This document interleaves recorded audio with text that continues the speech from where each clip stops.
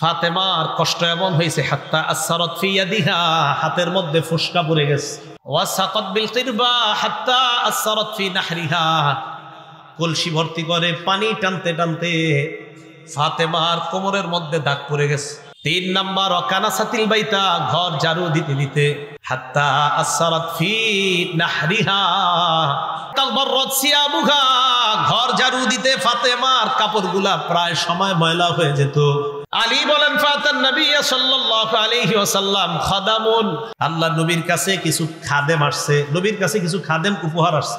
ওই জামানায় খাদেম আসতো উপহার হিসেবে। তো হযরত আলী ফাতেমা রাদিয়াল্লাহু তাআলা আনহাকে বললেন, ফাতেমা লাউ আতাইতি আবাকি, তুমি যদি তোমার আব্বার কাছে যাইতা, ফাসআলতিহি খাদিমা, তোমার আব্বার কাছে যাওয়ার পর যদি একটা খাদেম তোমার আব্বার কাছ থেকে চেয়ে নিয়ে আসতে পারতা। তো ফাতেমা স্বামীর কথা শুইনা নবীজির কাছে গেছে। ফাতাতহু, নবীজির কাছে আসছে, আসার পর ফাওয়াজাদাত ইনদাহু হুদ্দাসা, বাবার কাছে আসছে, আসার পর দেখে বাবার কাছে অনেক মানুষ কথাবার্তা বলতেছে। এর মানে আল্লাহ নবীর কাছে আসার পর দেখে আল্লাহ নবী ব্যস্ত আছেন, অন্যদের কথাবার্তা শুনতেছে। ফারজাত ফাতেমা ভিড় দেখে আবার বাসায় চলে গেছে। নবীজি ব্যাপারটা লক্ষ্য করছে, আমার মেয়ে আসছে, কোনো কথাবার্তা না বলে কেন চলে গেল? কলিজার টুকরা তো। ফাতাহা বিনাল গাদ, আল্লাহ নবী নিজেই মেয়ের বাড়িতে পরের দিন আসছে। আপনারা বাবা যারা আছেন আপনারা কিন্তু এমন করেন, নবীজি পরের দিন মেয়ের বাড়িতে আসছে। আসার পর নবীজি বলে, ফাতেমা মা কানা হাজাতুকি, গতকালকে আমার কাছে তুমি গিয়েছিলা কেন, কি প্রয়োজনে? হযরত ফাতেমা চুপ রইলেন। ফাসাকাতাত, চুপ হয়ে গেলেন, লজ্জায় বলতে পারতেছে না যে আব্বা আমার কাজ করতে কষ্ট হয়, একটা খাদেম আনতে গেছিলাম আপনার কাছে, কিছু না। চুপ, ফাসাকাতাত, চুপ হয়ে গেছে। হযরত আলী রাদিয়াল্লাহু তাআলা আনহু বলেন, ফাতেমার চুপ থাকা দেখা আমি কথা বলা শুরু করলাম। আমি বললাম, উহাদ্দিসুকা ইয়া রাসূলুল্লাহ, হুজুর আমি বলি আপনি শুনেন। আলী রাদিয়াল্লাহু তাআলা আনহু বললেন, ইয়া রাসূলুল্লাহ, ফাতেমা জাতা কল ঘুরাইতে ঘুরাইতে হাত্তা সারাত ফি ইয়াদিহা, ফাতেমার হাতের মধ্যে ফুসকা পড়ে গেছে। ইন্নাহা জাররাত বিররাহা হাত্তা আসসারাত ফি ইয়াদিহা, আপনার কলিজার টুকরাটা জাতা কল ঘুরাইতে ঘুরাইতে তার হাতের মধ্যে ফুসকা পড়ে গেছে। ওয়া হামালাত বিল কিরবা হাত্তা আসসারাত ফি নাহরিহা, কলসি ভরে পানি টানতে টানতে আপনার মেয়েটার শরীরের মধ্যে দাগ পড়ে গেছে। ফামারতুহা, আমি ফাতেমাকে হুকুম করলাম, আনতা আতিয়াকা, ফাতেমা যেন আপনার কাছে যায়। ফালাম্মা আনজা আকাল খাদাম, আপনার কাছে যখন খাদেম আসছে, আসার পর আমার তুহা আনতা আতিয়াকা, আমি ফাতেমাকে বললাম ফাতেমা যেন আপনার কাছে যায়।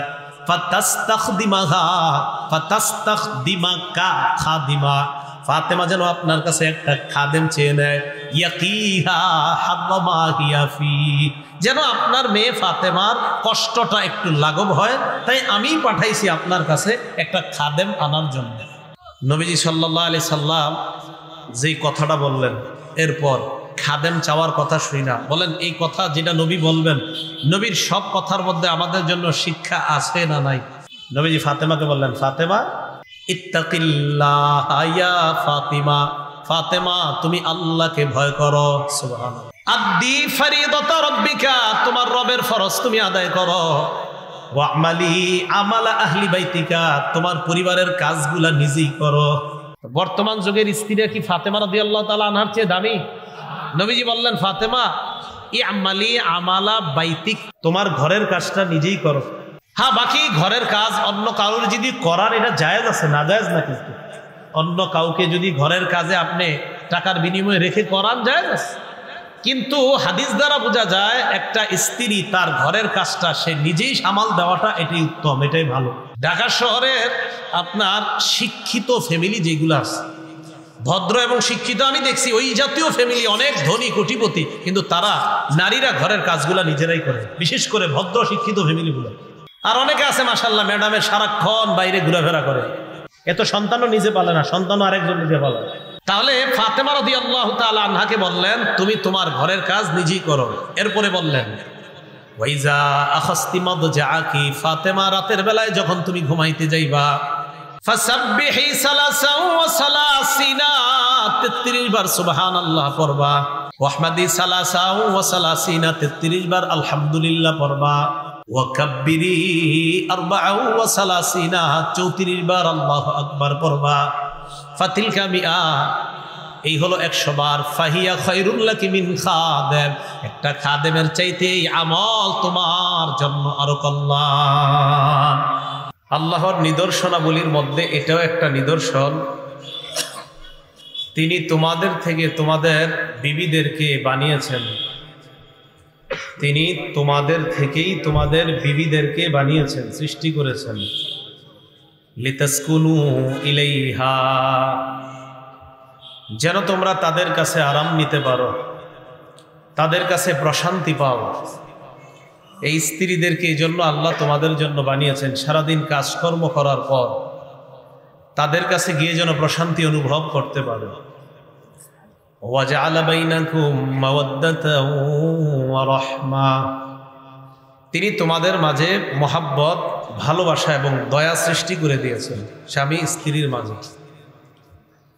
সূরা নিসার 1 নম্বর আয়াতে আল্লাহ বলেন, ইয়া আইয়ুহান নাসুত্তাকু রাব্বাকুমুল্লাযী খালাকাকুম মিন নাফসিন ওয়াহিদা, হে মানুষ তোমরা আল্লাহকে ভয় করো, তোমাদের রবকে ভয় করো। আল্লাযী খালাকাকুম মিন নাফসিন ওয়াহিদা, যিনি তোমাদেরকে একজনের থেকে বানিয়েছেন, ওই একজনকে আদম আলাইহিস সালাম। কে একজন? এরপরে আল্লাহ ব্যাখ্যা দেন, ওয়া খালাকা মিনহা যাওজাহা, আল্লাহ আদম নবীর থেকেই বানিয়েছেন তার স্ত্রীকে তথা তোমাদের আম্মা হাওয়া আলাইহাস সালাতু ওয়াস সালামকে। ওয়া বাসসা মিনহুমা রিজালান কাসীরাও ওয়া নিসাআ, আদম এবং হাওয়া তাদের দুজনের থেকে আল্লাহ নারী পুরুষ পৃথিবীর মধ্যে বিস্তৃত করে দিয়েছেন, নারী পুরুষদের বিস্তার ঘটিয়েছেন এই দুইজনকে কেন্দ্র করেই, আদম এবং হাওয়া। সূরা নাহলের 72 নম্বর আয়াতে আল্লাহ বলেন, ওয়াল্লাহু জাআলা লাকুম মিন আনফুসিকুম আজওয়াজা, আল্লাহ পাক রব্বুল আলামিন তোমাদের থেকেই তোমাদের স্ত্রীদেরকে বানিয়েছেন। ওয়া জাআলা লাকুম মিন আজওয়াজিকুম বানিনা ওয়া হাফাদা, এবং আল্লাহ পাক রব্বুল আলামিন তোমাদের স্ত্রীদের থেকেই তোমাদের সন্তান এবং নাতি নাতনিদেরকে সৃষ্টি করেছেন। প্রথমে স্ত্রী, ওনাকে কেন্দ্র করেই তো নাতি নাতনি হয় দুনিয়াতে, ঠিক না? তিনি বলতেছেন, আল্লাহু জাআলা লাকুম মিন আনফুসিকুম আজওয়াজা ওয়া জাআলা লাকুম মিন আজওয়াজিকুম বানিনা ওয়া হাফাদা, বানিনা মানে সন্তান, হাফাদা নাতি নাতনিদেরকে আল্লাহ বানিয়েছেন। তাহলে একটা পরিবার গঠন হয় স্বামী স্ত্রীকে কেন্দ্র করে, এরপরে একটা পরিবারের সূচনা হয়, ছেলে হয়, মেয়ে হয়, তাদের থেকেই দুনিয়াতে নাতি নাতনি তারা দুনিয়াতে আসে। এইভাবে একটা পরিবার বিস্তৃত লাভ করে, আস্তে আস্তে বড় হয়। এই স্বামী স্ত্রীর পরিচয় একদিন দাদা দাদি হয়, নানা নানি হয়, আস্তে আস্তে। এই জন্য প্রত্যেকটা স্বামী যারা আছেন তাদের স্ত্রীদেরকে যেন আল্লাহ নেককার দিনদার স্ত্রী বানিয়ে দেন। আর যারা এখনো বিয়ে করেন নাই, আল্লাহ যেন আপনাদের প্রত্যেকের জীবনে একজন নেককার দিনদার স্ত্রী মিলিয়ে দেয়, এবং ওই দিনদার স্ত্রীর জন্য যেন দিনদার স্বামী আল্লাহ মিলিয়ে দেয়। এই জন্য বিয়ে করার ক্ষেত্রে একটা মেয়ের মধ্যে 4টি গুণ দেখে তাকে বিয়ে করা হবে। বলেন কয়টি গুণ? সহিহ বুখারীর 5090 নম্বর হাদিসের বর্ণনা, ক্বালা রাসূলুল্লাহ সাল্লাল্লাহু আলাইহি ওয়াসাল্লাম, তুনকাহুল মারআতু লিআরবাঈন, নবীজি সাল্লাল্লাহু আলাইহি ওয়াসাল্লাম বলেন একটা মেয়েকে 4টি গুণ দেখে বিয়ে করা হবে। 1 নাম্বার লিমালিহা, তার সম্পদ দেখে। কি দেখে? কি দেখে? এই জন্য যৌতুক চাচ্ছে। হ্যাঁ, যৌতুক হারাম। বলেন সবাই যৌতুক, সবাই বলেন যৌতুক হারাম। লিমালিহা মানে তার অর্থনৈতিক অবস্থাটা দেখা, 1 নাম্বার। 2 নাম্বার ওয়ালি হাসাবিহা, তার বংশ দেখা। মেয়ে বিয়ে করলে মায়ের বংশটা দেখবেন কেমন, মানে মেয়ের মায়ের সাধারণত আর কি মায়ের বংশের দিক থেকে কেমন সাধারণত এটা চেষ্টা করবেন দেখতে। আর মেয়ের জন্য যে ছেলে দেখবেন আপনারা, ছেলের বাবার দিক থেকে বংশ কেমন এটা একটু চেষ্টা করবেন দেখার। কি কথা বুঝে আসছে? ছেলের ক্ষেত্রে বাবার দিকটা দেখবেন আর মেয়ের ক্ষেত্রে মায়ের দিকটা দেখবেন। 3 নাম্বার ওয়ালিজামালিহা, সৌন্দর্যতা দেখা। নবীজি বলেন ওয়ালিদিনিহা, 4 নাম্বার দিনদারিতা দেখা। এই 4টা বলার পর আল্লাহ নবী বলেন ফাসফার বিজাতিদ দ্বীন, এই 4টার মধ্যে তুমি দিনদারিতা প্রাধান্য দিয়ে দাও। কয়টা গুণ দেখা হবে? 4 নাম্বারটা দিনদারিতা, প্রাধান্য পাবে কোনটা? দিনদারিতা। হ্যাঁ, এটা মনে রাখবেন। তারিবাত ইয়াদাকা, দিনদারিতা যদি তুমি প্রাধান্য না দাও তোমার 2 হাত ধুলোই দূষরিত হোক, বলেন নাউজুবিল্লাহ। 4 গুণ দেখে আল্লাহ নবী বিয়ে করতে বললেন। 4 নাম্বার দিনদারিতা। দিনদার একজন মেয়ে যদি আপনার জীবনে হয়ে যায়, ওই দিনদার মেয়ের মাধ্যমে স্বামীর অধিকারগুলা বাস্তবায়ন হওয়া সহজ হয়ে যায় যদি দিনদার মেয়ে হয়। قال رسول الله صلى الله عليه وسلم, নবীজি বলেন আদ-দুনিয়া মাতা' ওয়া খায়রু মাতা'id দুনিয়া আল-মারআতুস সালিহা। মুসলিম শরীফের 3535 নম্বর হাদিসের বর্ণনা। নবীজি বলেন আদ-দুনিয়া মাতা', পুরা দুনিয়াটা হলো ভোগের জায়গা। ওয়া খায়রু মাতা'id দুনিয়া আল-মারআতুস সালিহা, দুনিয়ার মধ্যে সবচাইতে দামি সম্পদ, শ্রেষ্ঠ সম্পদ হলো একজন নেককার দিনদার নারী। কারো জীবনে যদি দিনদার বিবি মিলে যায়, দিনদার স্ত্রী মিলে যায়, দুনিয়ার শ্রেষ্ঠ সম্পদের মালিক আল্লাহ তাকে বানায় দেয়। তো একজন দিনদার স্ত্রীকে বিয়ে করার পর স্বামী যারা আছেন, এই দিনদার স্ত্রীর মাধ্যমে আপনাদের অধিকার প্রতিষ্ঠিত হওয়া সম্ভব। এই জন্য স্বামীর কিছু অধিকারের কথা বলি, মা বোনরা মন দিয়ে শুনেন। মা বোনরা আবার এমন কথা বললেন না আপনি স্বামীর অধিকার বলেন তো স্ত্রীদেরটা কেন বলেন না? স্ত্রীদের অধিকার নিয়ে আমার লম্বা আলোচনা আছে। আপনারা ইলেকট্রনিক মিডিয়া যারা চালান সেখানে দেখবেন স্ত্রীদের অধিকার নিয়ে অনেক লম্বা লম্বা বয়ান আছে আমার, শুধু স্ত্রীর অধিকার নিয়ে। কিন্তু স্বামীর অধিকার নিয়ে আমার তেমন বয়ান নাই। স্ত্রীর অধিকার নিয়ে অনেকগুলো বয়ান আছে। তো আজকে একটু স্বামীর অধিকার নিয়ে কিছু বয়ান করি। স্বামীর 1 নাম্বার অধিকার যেটা স্ত্রীর কাছে একজন স্বামী পাও না, তাআতুহু ফিল মা'রুফ, ন্যায়সঙ্গত যত কথা আছে কর্ম আছে সব ক্ষেত্রে একজন স্বামীর আনুগত্য করা হলো স্ত্রীর 1 নাম্বার দায়িত্ব। ন্যায়সঙ্গত কোনো কথা কোনো কর্মের ক্ষেত্রে একজন স্ত্রী তার স্বামীর আনুগত্য করা, এটা স্বামী তার স্ত্রীর কাছে পাওনা। স্ত্রী যদি ন্যায়সঙ্গত কোনো কথা বলে কোনো কাজ বলে, এই ক্ষেত্রে স্বামী যদি বলে স্ত্রীর এই বিষয়গুলা পালন করাটা, এটা একজন স্বামী তার বিবির কাছে পাওনা। এই ব্যাপারে আমরা কয়েকটা উদাহরণ শুনি। 6টা উদাহরণ। বলেন কয়টা? 6টা। 1 নাম্বার উদাহরণ তিরমিজি শরীফের 1159 নম্বর হাদিসের বর্ণনা।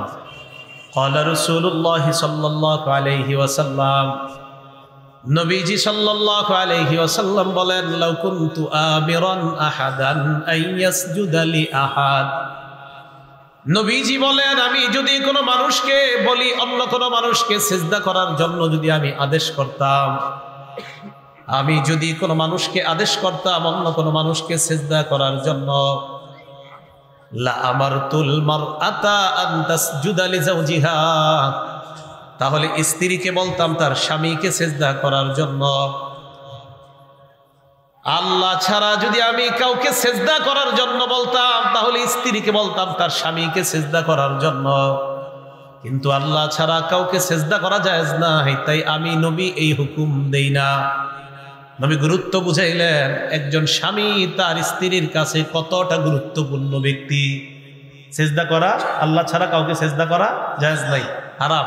নবী বলেন যদি আমি আল্লাহ ছাড়া কাউকে সিজদা করার হুকুম দিতাম, জায়েজ করতাম, বৈধতা যদি দিতাম, তাহলে একজন স্ত্রীকে বলতাম তার স্বামীকে সিজদা করতে, কিন্তু আল্লাহ ছাড়া কাউকে সিজদা করা জায়েজ নাই, যদি থাকতো তা এটাই বলতাম। তাহলে বলেন একজন স্বামীর গুরুত্ব স্ত্রীর কাছে কি কম না অনেক বেশি? 2 নাম্বার দৃষ্টান্ত, কিতাবের নাম ইবনে মাজাহ, হাদিস নাম্বার 1862 নাম্বার হাদিস। قال رسول الله صلى الله عليه وسلم, নবীজি বলেন লাউ আন্না রাজুলান আমারা ইমরাআতা, কোন ব্যক্তি যদি তার স্ত্রীকে হুকুম করে আনতান কুলা মিন জাবালিন আহমারা ইলা জাবালিন আসওয়াদ, কোন ব্যক্তি যদি তার স্ত্রীকে হুকুম করে লাল পাহাড় থেকে কালো পাহাড় পর্যন্ত পাথর বহন করে নিয়ে যাওয়ার জন্য, ওয়ামিন জাবালিন আসওয়াদা ইলা জাবালিন আহমারা, কালো পাথর থেকে পাহাড় থেকে লাল পাহাড় পর্যন্ত যদি পাথর বহন করতে কোন স্ত্রীকে তার স্বামী হুকুম করে, লাকানা নাউলুহা আনতা ফালা, তাহলে ওই স্ত্রীর জন্য স্বামীর এই হুকুম পালন করা অপরিহার্য হয়ে যেত। সুবহানাল্লাহ। কোন স্বামী যদি তার স্ত্রীকে বলতো লাল পাহাড় থেকে কালো পাহাড় পর্যন্ত পাথর বহন করে নিয়ে যাও, অথবা কালো পাথর পাহাড় থেকে লাল পাহাড় পর্যন্ত পাথর বহন করে নিয়ে যাও, স্ত্রীর জন্য এই হুকুম পালন করা অপরিহার্য হয়ে যেত। এখন আপনারা কিন্তু আবার স্ত্রীকে এরকম হুকুম দিয়েন না, নাকি কালকে কইবেন যে তুমি এই পাথরগুলা ঢাকা নিয়ে যাও, এটা বললেন না, মানে নবী গুরুত্ব বুঝাইলেন। আর পাবলিক আবার এমন আল্লাহ জানে কালকে থেকে নিয়ে আবার একদম ইচ্ছা মতো কাম করা, এইরকম নাকি তো বিষয়টা। নবী গুরুত্ব বুঝাইলেন যে একজন স্বামী তার স্ত্রীর কাছে কতটা গুরুত্বপূর্ণ ব্যক্তি। উদাহরণ নাম্বার 3, ইবনে মাজাহ কিতাবের নাম, হাদিস নাম্বার 1853 নাম্বার হাদিসের বর্ণনা। এই হাদিসের মধ্যে আসছে আব্দুল্লাহ ইবনে আবি আওফা রাদিয়াল্লাহু তাআলা আনহু বলেন, লাম্মা কদিমা মুআযুম মিনাশ শাম, নবীজির সাহাবী মুআজ রাদিয়াল্লাহু তাআলা আন যখন শাম দেশ থেকে আসলেন, শাম দেশ থেকে আসার পর সাজাদা লিন নবী সাল্লাল্লাহু আলাইহি ওয়াসাল্লাম, আল্লাহ নবীর সিজদা করছে। নাউজুবিল্লাহ, নাউজুবিল্লাহ বলেন। নবীজির সাহাবী মুআজ রাদিয়াল্লাহু তাআলা আন শাম দেশ থেকে আইসা আল্লাহ নবীর সামনে সিজদা করে দিস।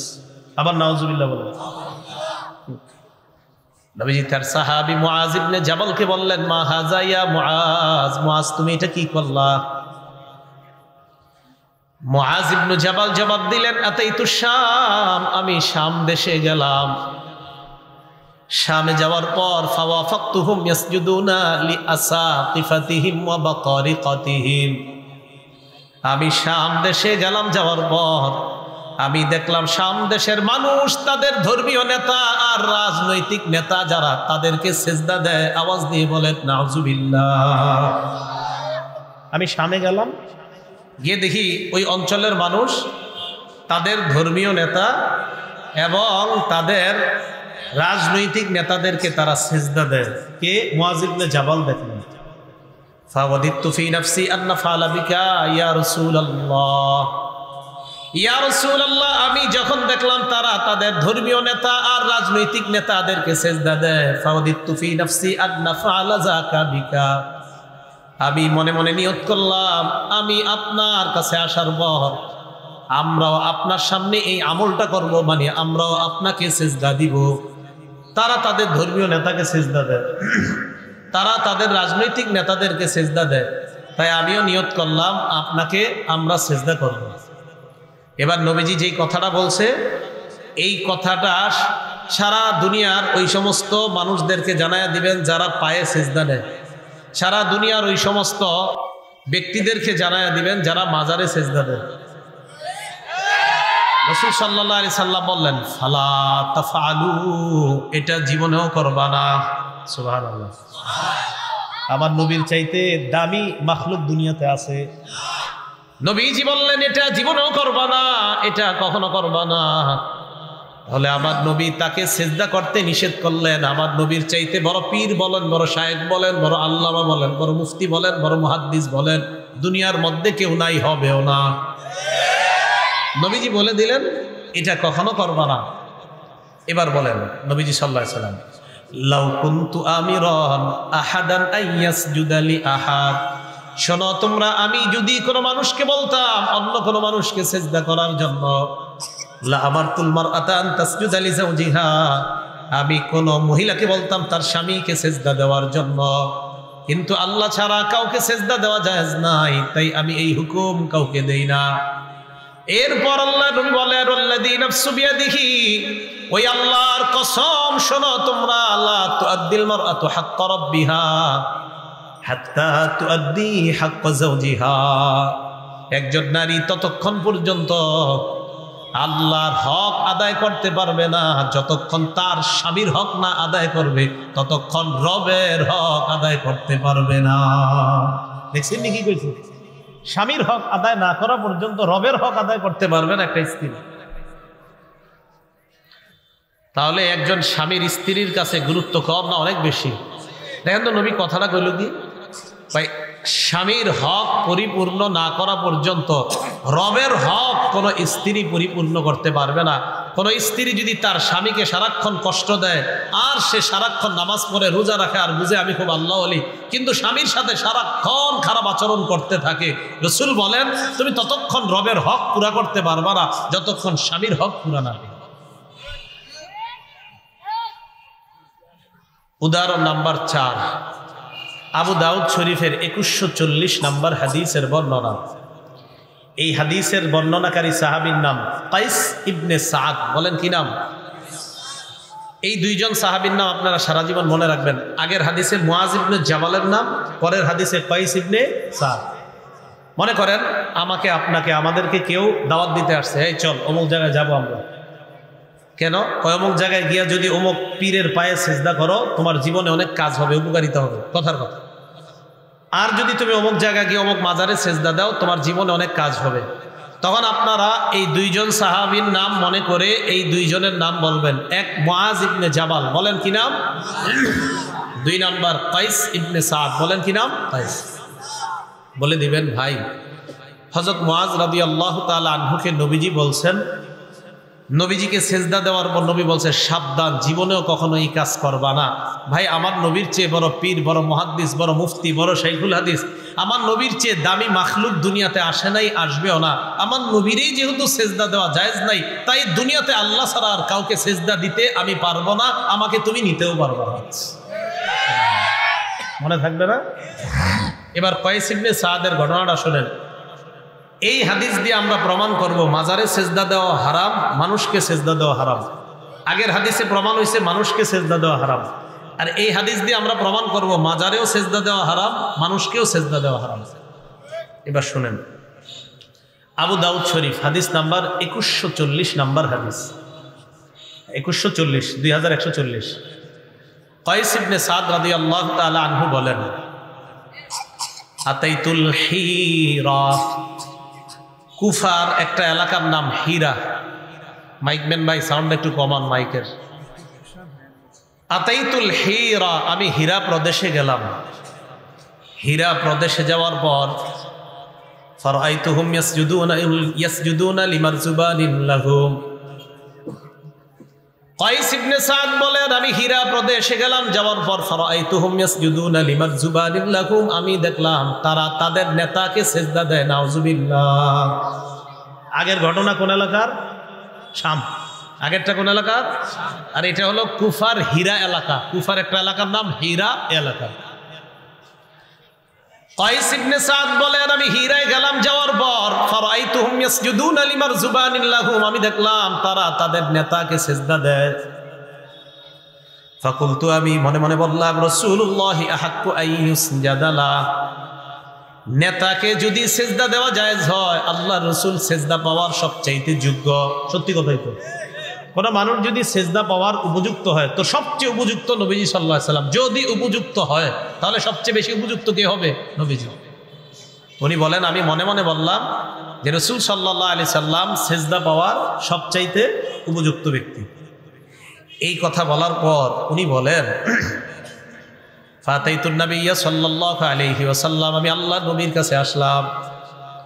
নবীজির কাছে আসার পর আমি আল্লাহ নবীকে বললাম, ইয়া রাসূলুল্লাহ আতাইতুল হিরা, আমি হিরা প্রদেশে গেলাম। যাওয়ার পর ফারাআইতুহুম ইয়াসজুদুনা লিমারজুবানিল লাহুম, আমি সেখানে গিয়ে দেখলাম তারা তাদের নেতাকে সিজদা দেয়। আমি মনে মনে বললাম, ফাআনতা ইয়া রাসূলুল্লাহ আহাক্কু আন নাসজুদা লাকা, আপনি তো সিজদা পাওয়ার সবচাইতে বেশি যোগ্য, তাই আমি নিয়ত করছি আমিও সিজদা দিব আপনাকে। নবীজি বললেন, শোনো, তুমি আরাআইতা লাউ মাররতা বিকবরি আকুনতা তাসজুদু লাহ, কি কয় দেখেন, শোনো তুমি, আমি দুনিয়া থেকে বিদায় নেওয়ার পর আমি যদি কবরে থাকতাম, আমি দুনিয়া থেকে বিদায় নেওয়ার পর আমি যদি কবরে থাকতাম, আকুনতা তাসজুদু লাহু, আমার কবরের পাশ দিয়ে যাওয়ার সময় কি তুমি আমার কবরকে সিজদা করতা? সাহাবীরে কয় নবীজি, আচ্ছা শোনো, আমি দুনিয়া থেকে বিদায় নেওয়ার পর আমি যদি কবরে থাকতাম, তুমি কি আমার কবরকে সিজদা করতা? এই কথা বলার পর ওই সাহাবী জবাব দেয়, না ইয়া রাসূলুল্লাহ, আপনার কবরকে সিজদা করব না। নবীজি কি কবরে না দুনিয়াতে? আরে যখন এই কথা বলতেছে উনি কি কবরে না দুনিয়াতে? দুনিয়াতে থাকতেই বললেন, আমার কবরের পাশ দিয়ে যদি তুমি যাইতা তুমি কি সিজদা করতা? কয় না। নবীজি বললেন, ফালা তাফালু, শোনো, তুমি আমার কবরের সামনে দিও যেমন সিজদা করবা না, আমি দুনিয়াতে থাকতেও কখনো সিজদা করবা না।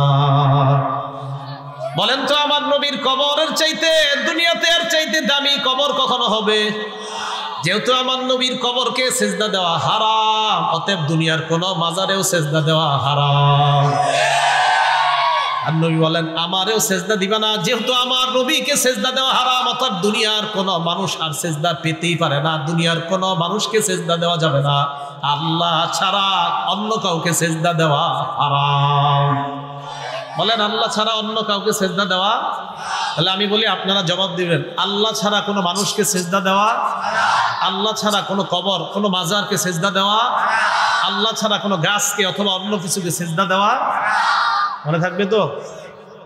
এবার নবীজি সাল্লাল্লাহু আলাইহি সাল্লাম এই হাদিসের শেষেও কি বলে দেখেন, লাউ কুনতু আমিরান আহাদান আইয়াসজুদা লি আহাদ, আমি যদি কোনো মানুষকে বলতাম অন্য কোনো মানুষকে সিজদা করার জন্য, আমারতুল মারআতা আমারতুন নিসা আইয়াসজুদনা লি আজওয়াজিহিন্না, আমি নারীদেরকে বলতাম তাদের স্বামীকে সিজদা করার জন্য, কিন্তু আল্লাহ ছাড়া কাউকে সিজদা করা জায়েজ নাই।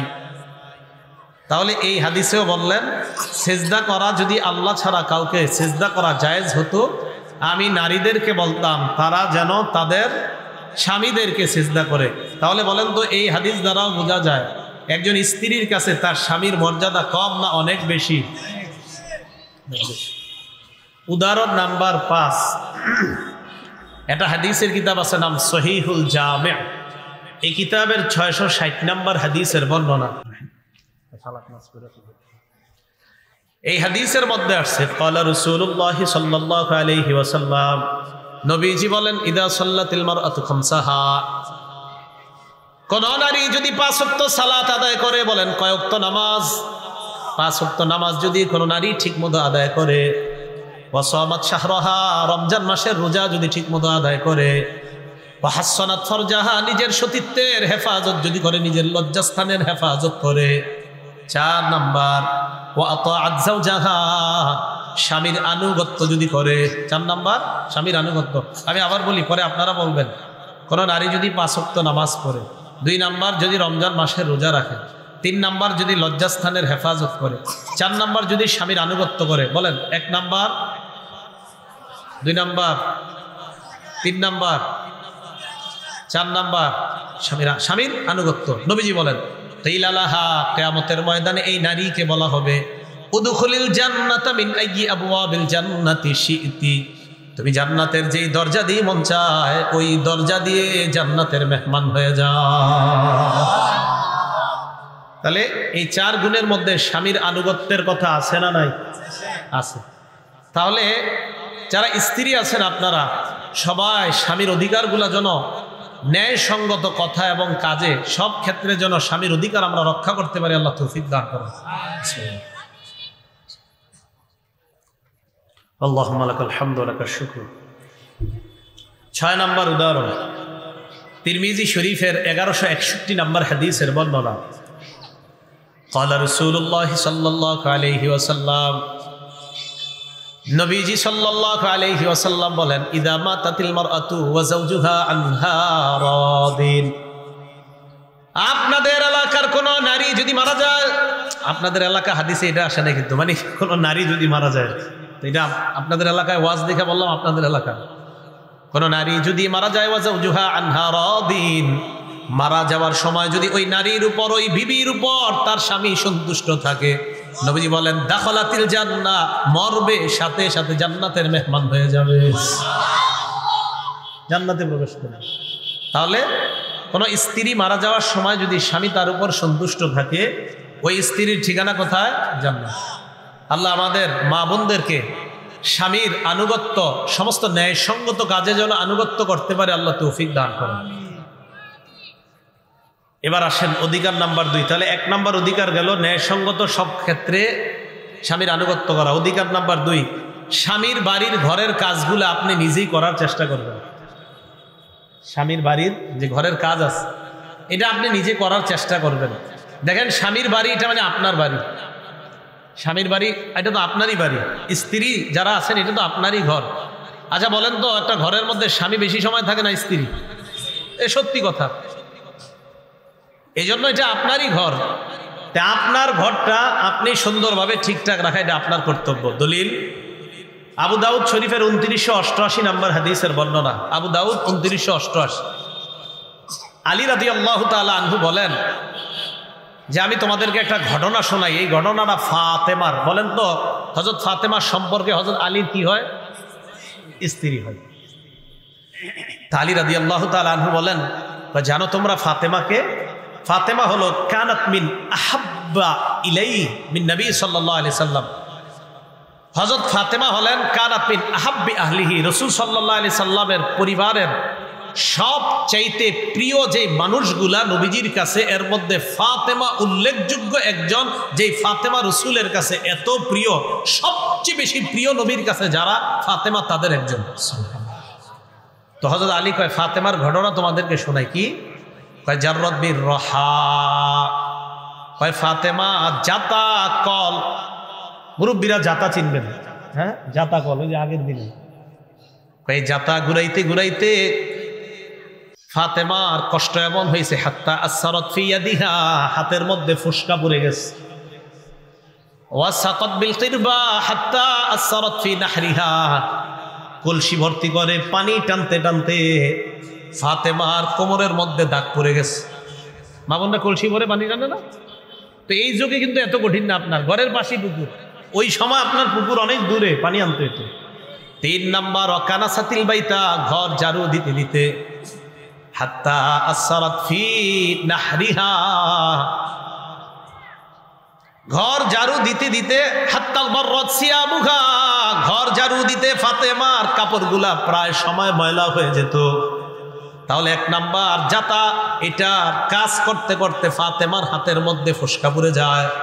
2 নাম্বার কলস টানতে টানতে ফাতেমার কোমরের মধ্যে দাগ পড়ে যায়। 3 নাম্বার ওয়াকানাসাতিল বাইতা, ঘর ঝাড়ু দিতে দিতে, হাত্তা বাররাত সিয়াবুহা, ফাতেমার কাপড়গুলা প্রায় সময় ময়লা হয়ে যায়।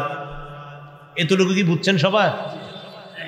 আলী বলেন ফাতান নবী সাল্লাল্লাহু আলাইহি ওয়াসাল্লাম খাদামুন, আল্লাহ নবীর কাছে কিছু খাদেম আসছে, নবীর কাছে কিছু খাদেম উপহার আসছে। ওই জামানায় খাদেম আসতো উপহার হিসাবে। তো হযরত আলী ফাতেমা রাদিয়াল্লাহু তাআলা আনহাকে বললেন, ফাতেমা লাউ আতাইতি আবাকি, তুমি যদি তোমার আব্বার কাছে যাইতা, ফাসআলতিহি খাদিমা, তোমার আব্বার কাছে যাওয়ার পর যদি একটা খাদেম তোমার আব্বার কাছ থেকে চেয়ে নিয়ে আসতে পারতা। নবীজির কাছে খাদেম আসছে, তো ফাতেমা তুমি যদি নবীজির কাছে যাইতা, একটা খাদেম যদি চেয়ে নিয়ে আসতে পারতা, তাহলে তোমার কষ্টটা একটু কম হইতো। তো ফাতেমার স্বামীর কথা শুই না নবীজির কাছে গেছে। ফাতাতহু, নবীজির কাছে আসছে। আসার পর ফাওয়াজাদাত ইনদাহু হুদ্দাসা, বাবার কাছে আসছে। আসার পর দেখে বাবার কাছে অনেক মানুষ কথাবার্তা বলতেছে। এর মানে আল্লাহ নবীর কাছে আসার পর দেখে আল্লাহ নবী ব্যস্ত আছেন, অন্যদের কথাবার্তা শুনতেছে। ফারাজাত ফাতেমা ভিড় দেখে আবার বাসায় চলে গেছে। নবীজি ব্যাপারটা লক্ষ্য করছে, আমার মেয়ে আসছে, কোনো কথাবার্তা না বলে কেন চলে গেল? কলিজার টুকরা তো। ফাতাহা মিনাল গাদ, আল্লাহ নবী নিজেই মেয়ের বাড়িতে পরের দিন আসছে। সুবহানাল্লাহ। আপনারা বাবা যারা আছেন আপনারা কিন্তু এমন করেন, হ্যাঁ, অনেক সময় মেয়ে, আপনি বাজার একটা দোকান আছে, তো আপনার মেয়ে আপনার দোকানের সামনে একটু গেছে, গিয়ে দেখি খুব ভিড়ের মধ্যে আছে না, তখন মেয়েটা অনেকক্ষণ দাঁড়ায় থাইকা চিন্তা করে, না থাক আব্বার সাথে পরে কথা বলি। তো আপনার মেয়ে মনে করেন চলে গেছে বাড়িতে, পর্দা পশিদার সাথেই গেছে আপনার সাথে দেখা করতে, গিয়ে দেয় আপনার দোকানে অনেক মানুষ। তা আপনি কিন্তু লক্ষ্য করছেন আমার মেয়ে তো আসছিল, বাবা কি করবে বলেন তো? দোকানটা বন্ধ করেই তাড়াতাড়ি আগে মেয়ের কাছে যাবে। নবীজি পরের দিন মেয়ের বাড়িতে আসছে, আসার পর নবীজি বলে, ফাতেমা মা, মা কানা হাজাতুকি, গতকালকে আমার কাছে তুমি গিয়েছিলা কেন, কি প্রয়োজনে? হযরত ফাতেমা চুপ রইলেন, ফাসাকাতাত, চুপ হয়ে গেলেন, লজ্জায় বলতে পারতেছে না যে আব্বা আমার কাজ করতে কষ্ট হয়, একটা খাদেম আনতে গেছিলাম আপনার কাছে, কিছু না, চুপ, ফাসাকাতাত, চুপ হয়ে রয়েছে। হযরত আলী রাদিয়াল্লাহু তাআলা আনহু বলেন, ফাতেমার চুপ থাকা দেখা আমি কথা বলা শুরু করলাম।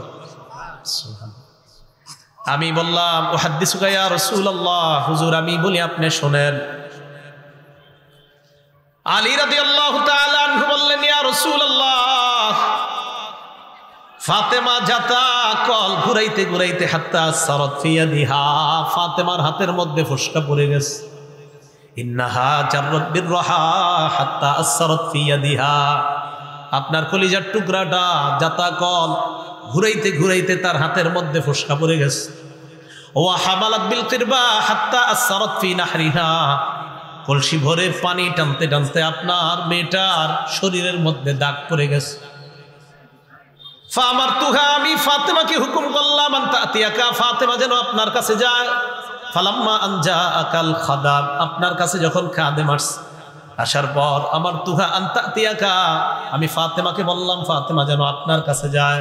ফাতাস্তাখদিমাহা, ফাতাস্তাখদিমাকা খাদিমা, ফাতেমা যেন আপনার কাছে একটা খাদেম চেয়ে নেয়। ইয়াকিহা হাব্বামা হিয়া ফি, যেন আপনার মেয়ে ফাতেমার কষ্টটা একটু লাঘব হয়, তাই আমি পাঠাইছি আপনার কাছে একটা খাদেম আনার জন্য। নবীজি সাল্লাল্লাহু আলাইহি সাল্লাম যেই কথাটা বললেন, এরপর খাদেম চাওয়ার কথা শুই না, বলেন এই কথা যেটা নবী বলবেন, নবীর সব কথার মধ্যে আমাদের জন্য শিক্ষা আছে না নাই? নবীজি ফাতেমাকে বললেন, ফাতেমা ইত্তাকিল্লাহ ইয়া ফাতিমা, ফাতেমা তুমি আল্লাহকে ভয় করো। সুবহানাল্লাহ। আদ্দি ফরিদাতা রাব্বিকা, তোমার রবের ফরজ তুমি আদায় করো। ওয়ামালি আমালা আহলি বাইতিকা, তোমার পরিবারের কাজগুলা নিজেই করো। পরিবারের কাজ, আমাদের বর্তমান যুগের স্ত্রীরা কি ফাতেমার চেয়ে দামি? আপনারা অনেকে চুপচাপ, দামি? বর্তমান যুগের স্ত্রীরা কি ফাতেমা রাদিয়াল্লাহু তাআলা আনহার চেয়ে দামি?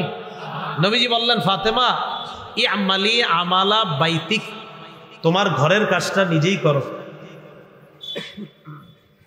হ্যাঁ, বাকি ঘরের কাজ অন্য কারোর যদি করার এটা জায়েজ আছে, না জায়েজ না, কিন্তু অন্য কাউকে যদি ঘরের কাজে আপনি টাকার বিনিময়ে রেখে করান জায়েজ আছে, কিন্তু হাদিস দ্বারা বোঝা যায় একটা স্ত্রী তার ঘরের কাজটা সে নিজেই সামাল দেওয়াটা এটাই উত্তম, এটাই ভালো। ঢাকা শহরের আপনার শিক্ষিত ফ্যামিলি যেগুলো আছে, ভদ্র এবং শিক্ষিত, আমি দেখছি ওই জাতীয় ফ্যামিলি অনেক ধনী কোটিপতি, কিন্তু তারা নারীরা ঘরের কাজগুলা নিজেরাই করে, বিশেষ করে ভদ্র শিক্ষিত ফ্যামিলিগুলো। আর অনেকে আছে মাশাআল্লাহ ম্যাডামের সারাক্ষণ বাইরে ঘোরাফেরা করে, তো উনি কি করবে? এত সন্তানও নিজে পালে না, সন্তানও আরেকজন নিজে পালে, এটা তো কিছু করার নেই। তাহলে ফাতেমা রাদিয়াল্লাহু তাআলা আনহাকে বললেন, তুমি তোমার ঘরের কাজ নিজেই করো। এরপরে বললেন, ওয়াইজা আখাস্তি মাদজাকি, ফাতেমা রাতের বেলায় যখন তুমি ঘুমাইতে যাইবা, ফাসাব্বিহি সালাসাও ওয়া সালাসিনা, 33 বার সুবহানাল্লাহ পড়বা। ওয়াহমাদি সালাসাও ওয়া সালাসিনা, 33 বার আলহামদুলিল্লাহ পড়বা। ওয়া কাব্বিরি আরবাআও ওয়া সালাসিনা, 34 বার আল্লাহু আকবার পড়বা। ফাতিলকা মিআ, এই হলো 100 বার। ফাহিয়া খায়রুল লাকি মিন খাদেম, একটা খাদেমের চাইতে এই আমল তোমার জন্য আরো কল্যাণ। এই হাদিস দ্বারা বোঝা যায় মা বোনরা সারাদিন কাজ করতে করতে ক্লান্ত হয়ে যখন যায়, রাতের বেলা বিছানায় যাওয়ার পর 33 বার সুবহানাল্লাহ, 33 বার আলহামদুলিল্লাহ, 34 বার যদি আল্লাহু আকবার পড়ে, তার এই কষ্টগুলা ক্লান্তিগুলা আল্লাহ লাঘব করে দিবেন। কেন? কারণ নবীজি বলছে এটা খাদেমের চেয়ে উত্তম। বলেন 33 বার সুবহানাল্লাহ, 33 বার আলহামদুলিল্লাহ, 34 বার আল্লাহু আকবার খাদেমের চেয়ে উত্তম বললেন। খাদেমের কাজ কি? কাজ করা। তো নবীজি বললেন এই খাদেমের চেয়ে উত্তম, তার মানে খাদেম যে কাজ করলে কষ্টগুলা হবে, তোমার যে কষ্টগুলা হবে, এই কষ্ট এই তাসবিহাতের মাধ্যমে ইনশাআল্লাহ লাঘব হয়ে যাবে।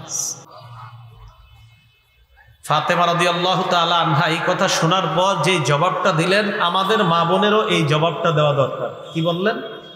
ফাতেমা রাদিয়াল্লাহু তাআলা আনহা বলেন, রাদিতু আনিল্লাহ ওয়া আর রাসূলিল্লাহি সাল্লাল্লাহু আলাইহি ওয়াসাল্লাম, আমি আল্লাহ আর তার রাসূলের কথা সন্তুষ্ট চিত্তে মেনে নিলাম। ভাই মনে থাকবে? তাহলে 2 নাম্বার, স্ত্রীর কাছে একজন স্বামীর অধিকার যে স্বামীর বাড়ি তথা স্ত্রীর নিজের ঘরের কাজগুলা নিজে করা। 3 নাম্বার, একজন স্বামী তার স্ত্রীর কাছে যে বিষয়টা পাওনা, সেটা হলো স্বামীকে তার বিশেষ চাহিদা পূরণ করার জন্য সুযোগ করে দেওয়া। কি বললাম?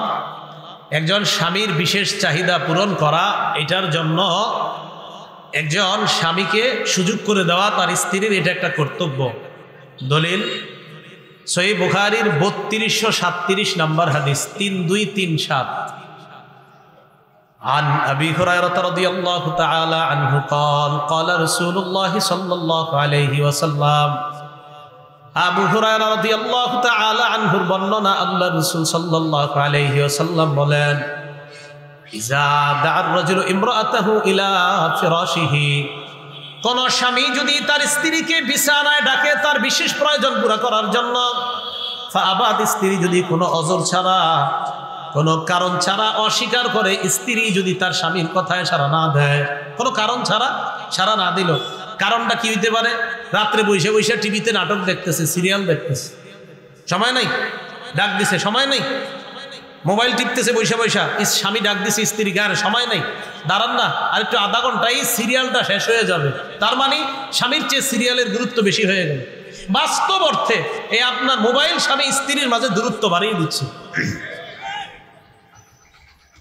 তো একজন স্বামী তার স্ত্রীকে ডাকছে, স্ত্রী অস্বীকার করছে, ফাআবাদ, স্ত্রী অস্বীকৃতি জানাইছে। অস্বীকৃতি জানানোর পর ফাবাতা গদবানা আলাইহা,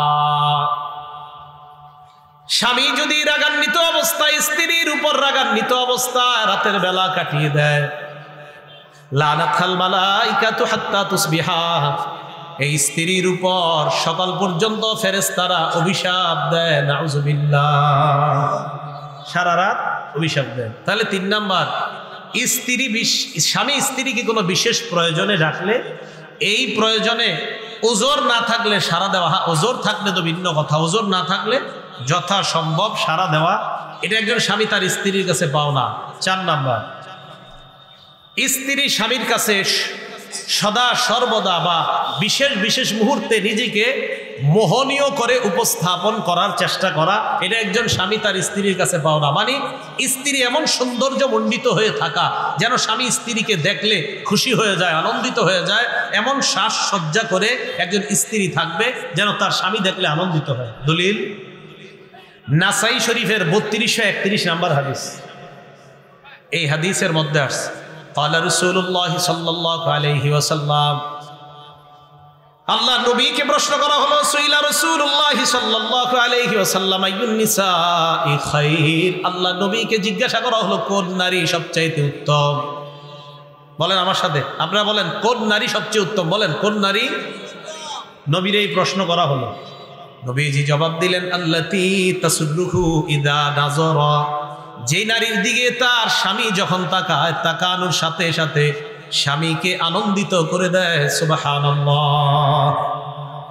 আপনার স্বামী আপনার দিকে তাকাইছে, বেচারা সারাদিন অফিস করে আসছে, বিকাল 5টায় ঘরের মধ্যে ঢুইকে আপনারা দেখছে, খুশি হয়ে গেছে, কিন্তু আপনি এমন ভাবে আছেন দেখে মেজাজটা আরো খারাপ হচ্ছে। ইসলাম, এটা ইসলাম, ইসলাম তো বুঝতে হবে আপনার। আপনি তো জানেন যে আমার স্বামীটা প্রত্যেকদিন 5টায় বাসায় আসে, বেচারা সারাদিন মেজাজ মুজাজ খারাপ হয়ে বাসায় আসে। ওই মুহূর্তে এসেই যেন যে আপনার পক্ষ থেকে যেন এমন একটা আচরণ স্বামী পায় যে দেখলেই বেচারা সারাদিনের ক্লান্তিগুলো দূর হয়ে যায়।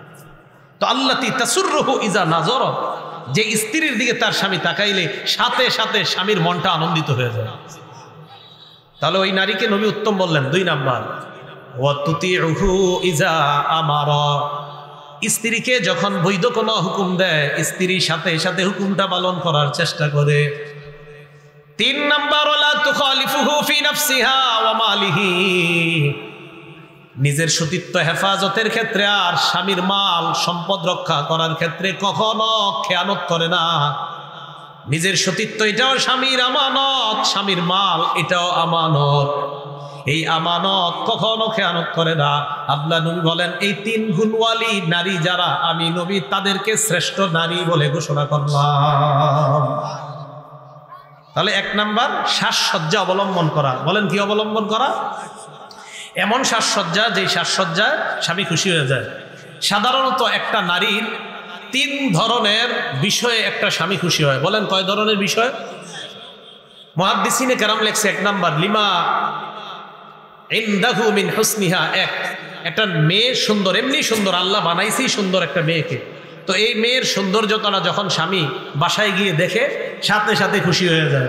আবার মনে রাখবেন, অনেক সুন্দরী মেয়ে আপনি যদি একটু অসুন্দর হয়ে চলাফেরা করেন, আপনি দেখলে কিন্তু মেজাজ খারাপ হয়ে যাবে। অসুন্দর হয়ে চললেন না, কথার কথা আপনি আসার পরেই দেখে আপনার শরীরের মধ্যে, কেন আপনি একটু পরে স্বামীর সামনে যাইতে পারলেন না? জানেন তো 5টা বাজে আসে, আপনি কি করলেন? মাছ কুটা থুইয়া আপনি স্বামীর কাছে আসছেন, পুরো শরীরের মধ্যে মাছের গন্ধ। এই বেটানা আসছে মাত্র বাহির থেকে। ভাই, ইসলাম বোঝার চেষ্টা করে। কেন? আপনি একটু হাতটা ধৌত করে আপনি ওই জায়গা থেকে ফারেক হয়ে আস্তে ধীরে আপনি স্বামীর কাছে যান, নিষেধ করে নেই। তো 1 নাম্বার, লিমা ইনদাহু মিন হুসনিহা, এটার কারণে স্বামী খুশি হয়। 2 নাম্বার, মাহি আলাইহা মিন নাযাফাতিন ওয়া জিনা, স্ত্রীর সাজসজ্জা এবং স্ত্রীর সামর্থ্য অনুযায়ী স্বামী যেই অলংকার দিছে, ওই অলংকার ইত্যাদি দেখলেও মাঝে মাঝে স্বামী খুশি হয়ে যায়। 3 নাম্বার, লিদাওয়ামি ইশতিগালিহা বিত্তাআত, স্ত্রীর দিকে যখন তাকায় দেখে অনর্থক কোনো কাজে স্ত্রী নাই, আল্লাহর ইবাদতে ব্যস্ত আছে। সুবহানাল্লাহ। আবার এমন যেন না হয় সারাদিন টিভি দেখেন, স্বামী ঘরে ঢুকার আগে টিভিটা বন্ধ করে নামাজে দাঁড়ায় যান, এমন যেন না হয়। সারাদিন দেখে টিভি, জানে যে স্বামী এখন আসবে নামাজ পড়ে, টিভিটা বন্ধ করে আল্লাহু আকবার। লিদাওয়ামি ইশতিগালিহা বিত্তাআত, মানে আপনি অবসর সময়গুলা অনর্থক কাটান না, বরং ইবাদতে কাটান। স্বামী এই বিষয়গুলা দেখলেই আনন্দিত হয়ে যাচ্ছে।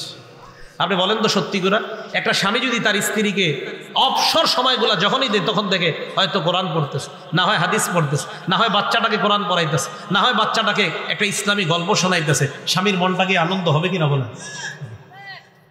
এগুলো 4 নাম্বার অধিকার।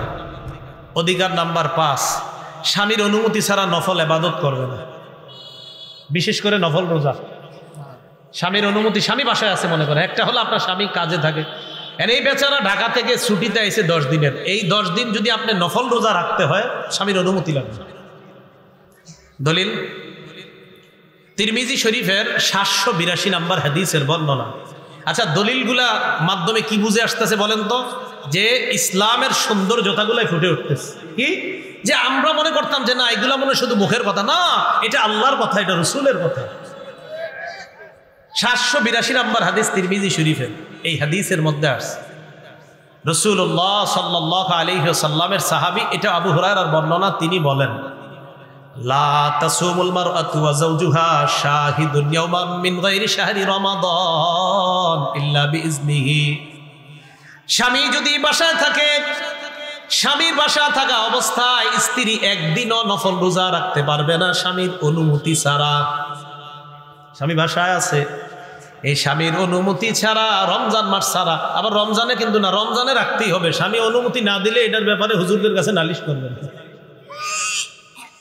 কারণ রমজানের রোজা যদি কোনো স্বামী রাখতে নিষেধ করে, এটা নাফরমানি। বলেন এটা কি?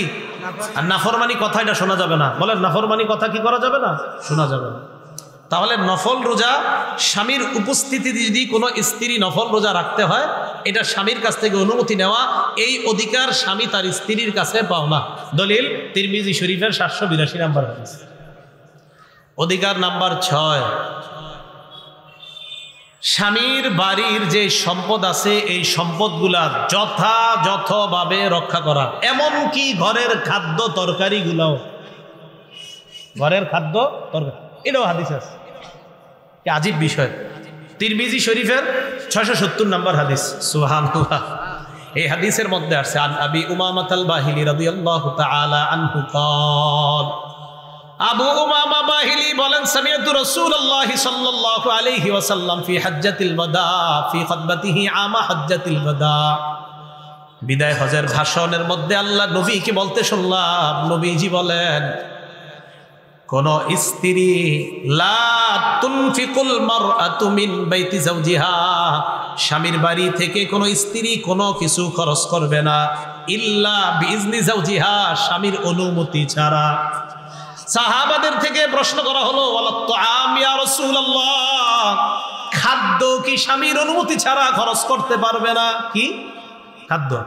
নবীজি বললেন, যাকা আফজালু আমওয়ালিনা, এই মিয়া খাদ্য হলো আমাদের সবচেয়ে উত্তম একটা সম্পদ।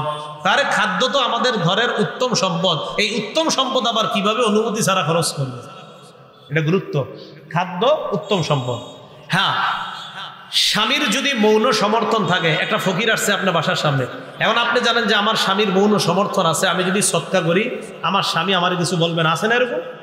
একটা ফকির আসছে, 5 টাকা 10 টাকা সৎকা করলে আপনি জানেন যে আমার স্বামী এতে রাগ করবে না, এটা যদি আপনার স্বামীর সমর্থন থাকে আপনি দান করতে পারবেন। দলিল বুখারী শরীফের 1425 নম্বর হাদিস। এই হাদিসের মধ্যে আসছে রাসূলুল্লাহ সাল্লাল্লাহু আলাইহি সাল্লাম বলেন, ইযা আনফাকাতিল মারআতু মিন তুআমি যাওজিহা বা মিন তুআমি বাইতিহা, কোন নারী যদি তার বাসার খাদ্য কাউকে দান করে দেয়, সদকা করে দেয়, ফালাহা আজরুহা বিমা আনফাকাত, ওই নারী সদকা করার কারণে, দান করার কারণে সওয়াব পেয়ে যাবে।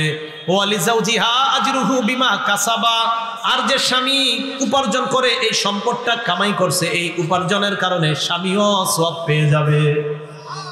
কোন স্বামীর যদি সমর্থন থাকে যে আমার স্ত্রী দান করলে সমস্যা নাই, মনে রাখবেন এতে সওয়াব দুইজনে পাবে। বলেন কয়জন? স্ত্রী দান করার সওয়াব পাবে, আর স্ত্রী যে টাকা, মনে করেন 10 টাকা দান করছে, এই দানের সওয়াব স্ত্রী পাবে, আর 10 টাকা কামাই করছে কে? এই স্বামী কামাইয়ের সওয়াব পাবে।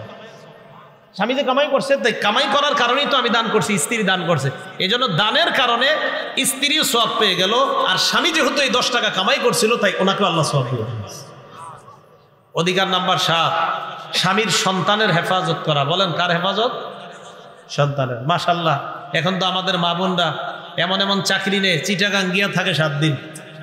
কোথায় সন্তান? কোথায়? কয় সন্তান বাংলাদেশ ইয়াতে নরসিংদী, সন্তান নরসিংদী আরেকজন পালে। আপনি কোথায়? আমি প্র্যাকটিসে আসছি চট্টগ্রাম। স্বামীর সন্তানের হেফাজত করা। দলিল সহিহ বুখারী 7138 নম্বর হাদিস এবং সহিহ বুখারী 893 নম্বর হাদিস। এই হাদিসে আসছে, আল মারআতু রাইয়াতুন ফি বাইতি যাওজিহা, আর আরেক বর্ণনায় আল মারআতু রাইয়াতুন আলা আহলি বাইতি যাওজিহা বা আলা আহলি বাইতিহা ওয়া ওয়ালাদিহি, স্বামীর বাড়ির যত সম্পদ এবং সন্তান, এই সন্তানের ব্যাপারে একজন স্ত্রী দায়িত্বশীল। ওয়াহিয়া মাসউলাতুন আনহু, স্ত্রীকে আল্লাহর কাছে স্বামীর সন্তান আর সম্পদের ব্যাপারে জিজ্ঞাসা করা হবে। মা বোনরা, আপনাদেরকে স্বামীর সন্তানের ব্যাপারে আল্লাহর কাছে জিজ্ঞাসিত হতে হবে। আপনাদেরকে আল্লাহ জিজ্ঞাসা করবে, তুমি তোমার স্বামীর এই সন্তানগুলা সঠিকভাবে লালন পালন করছো কিনা। এই জবাবদিহিতার জন্য আপনি তৈরি থাকেন। আপনি আপনার ছেলেটাকে, মেয়েটাকে 2 বছর 2.5 বছর বয়সে মিউজিকওয়ালা কার্টুন দেখায় খাবার খাওয়াইতেছেন, আল্লাহর কাছে জবাব দেওয়ার জন্য তৈরি থাকেন। ঠিকের আওয়াজটা হঠাৎ আসতে হয়ে গেল কেন? কারণ অনেক প্রায়ের বিবি এই কাম করে, কার্টুন দেখায় বাচ্চারা খাবার খাওয়ায়। আল্লাহ হেফাজত করেন। 8 নাম্বারটা যদি আপনারা শোনেন, আপনারা পুরুষরা অনেক খুশি হবে। স্বামী যদি গরিব হয়, স্ত্রী যদি ধনী হয়, তাহলে চাইলে স্ত্রী তার কিছু টাকা পয়সা দিয়ে স্বামীকে সহযোগিতা করতে পারবে। স্বামী যদি কি হয়? গরিব হয়। হ্যাঁ, বাকি আপনি আবার এরকম অস্ত্র ধরেন না যে টাকা, না না, স্ত্রীর যদি মন চায় আপনারে দিতে তাইলে নেওয়া যাবে। দলিল মুসলিম শরীফের 2208 নম্বর হাদিস। আব্দুল্লাহ ইবনে মাসউদ রাদিয়াল্লাহু তাআলা আনহুর বিবির নাম জয়নব। কি নাম?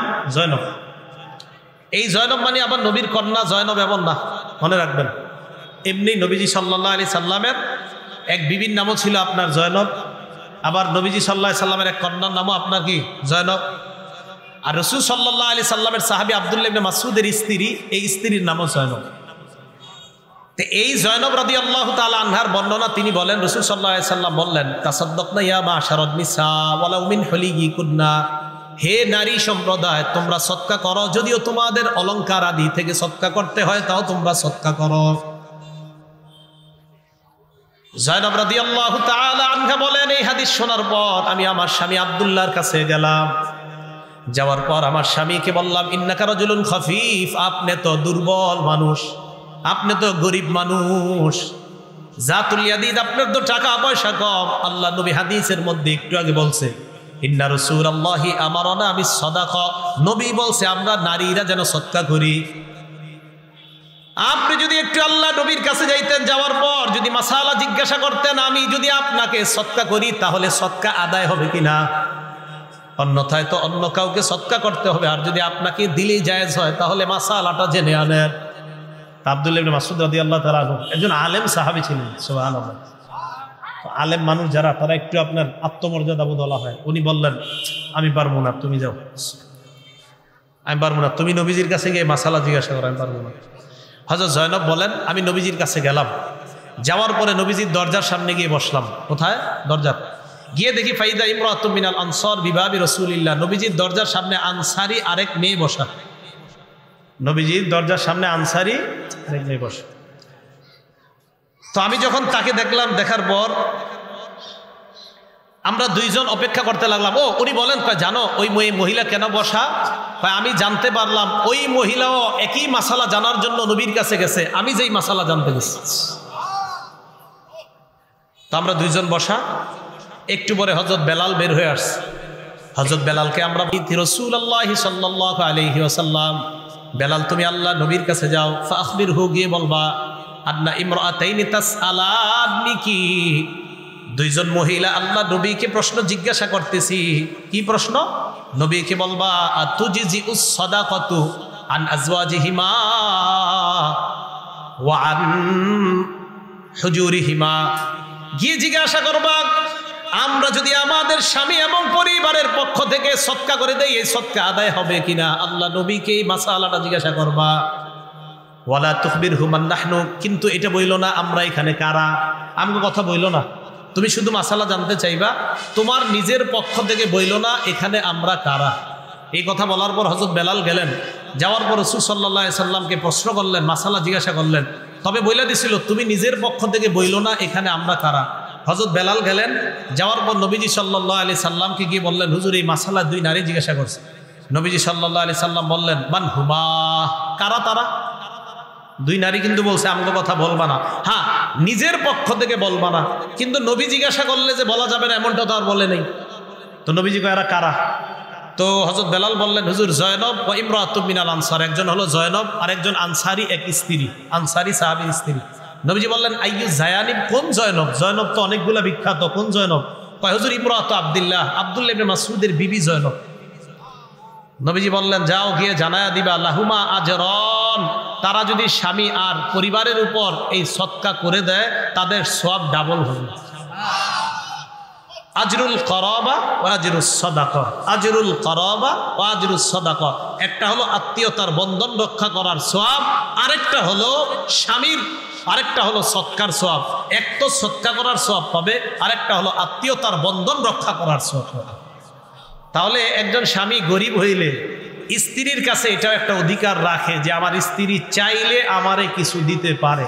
তো এই জন্য স্বামী যদি গরিব হয়, স্ত্রী যদি আপনি সামর্থ্যবান হন, ঘটনাচক্রে আপনার স্বামী একটু গরিব হয়ে গেছে, টাকা পয়সা প্রথমে ভালোই ছিল, একটা ব্যবসা করতে গিয়ে লস খেয়ে গেছে, এখন আপনার অনেকগুলো স্বর্ণ গহনা আছে, আপনি চাইলে এখান থেকে তাদেরকে কিছু দিয়ে সহযোগিতা করতে পারেন।